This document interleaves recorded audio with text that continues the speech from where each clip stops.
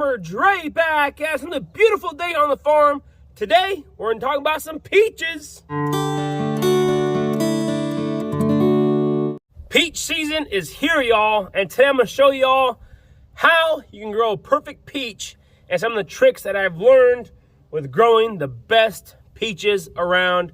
There's nothing better than farm fresh, homegrown, Missouri-grown peaches. So good. So there has been peaches on our farm here since early 2000s. Whenever we first bought the orchard in 2013, there was about 100 peach trees left, and the trees were getting on age, so we ended up pushing down all the old peach trees, and we planted a lot more peach trees years to come, and we currently have up to 7 acres of peaches here on the farm, and I've learned so much just from trial and error growing peaches. And here in Missouri, we get frosted out quite a bit with peaches. So they say about every once in 3 years, you have a decent peach crop. This year on our farm, whenever the peaches were blooming, we got down to 22 degrees whenever they first started blooming. So some varieties have gotten frosted out, and then some varieties, like this one right here, that are just absolutely loaded. The peaches are sweet, juicy, and absolutely amazing. The first thing to note whenever growing peaches, or if you're trying to plant a peach tree on your farm or in your yard, is pay attention to the variety you want to plant. Like I mentioned, some varieties are more resistant to the cold than others. The variety that I'm eating right now, this is a variety called July Prince. It's my favorite peach. It's super sweet, super juicy. It is a freestone, meaning that the seed comes out of the peach. I'm going to show you all here what I'm talking about. This is a true freestone. I know there's clink peaches and then there's semi-clinks. Look at that. In a couple steps here, pull out the seed, the pit of the peach here. So it's a true freestone peach. So variety selection of peaches is a must. If you don't know the variety you're planting, then you know nothing about it and you're just going to waste your time.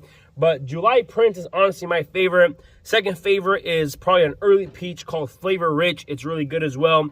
Contenders are pretty good. Harvesters are really good as well. So just there's a bunch of varieties they can look up on that have good resistance to cold.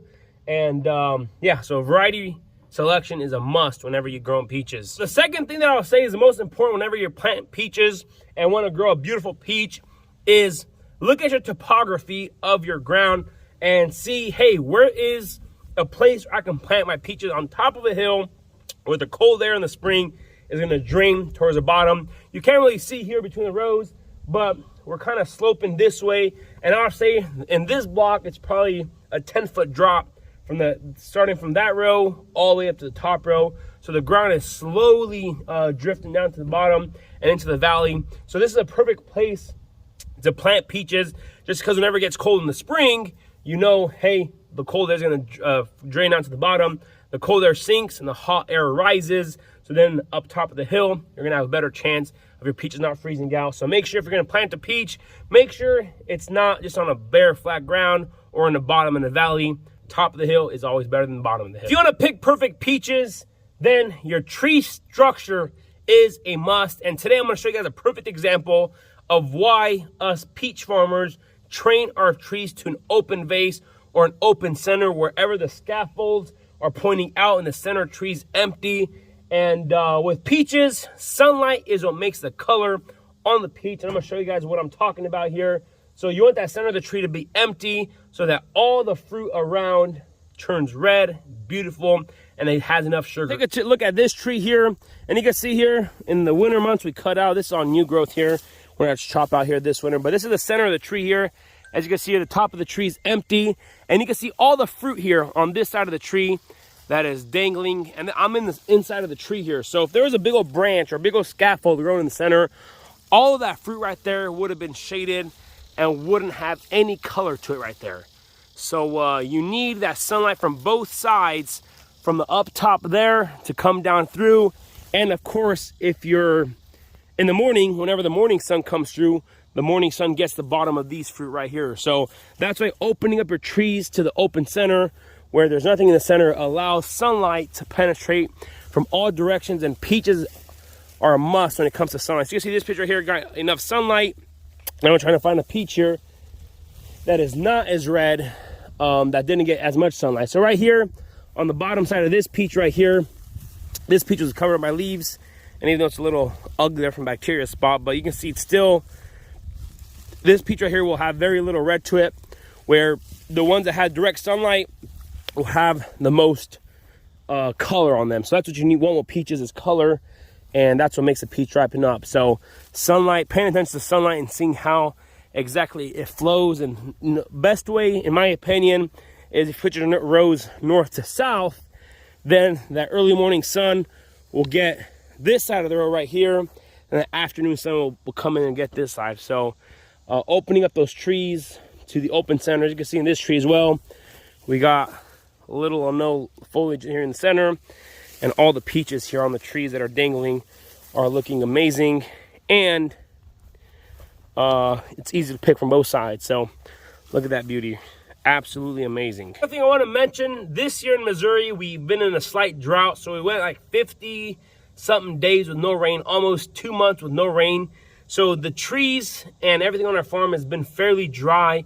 Usually you want your peaches to be much larger, and between a baseball and a softball size. This year they're not that size just because they're so dry. And we were irrigating and using water out of the pond, but since it was so hot and dry, we couldn't get enough water out to them. So that's why in drier years, you're gonna have much smaller fruit, but that fruit's gonna be super sweet just because the sugar concentrates in the fruit. And that's why in a year like this, but you don't know if it's gonna be dry or not, that's why thinning is so important.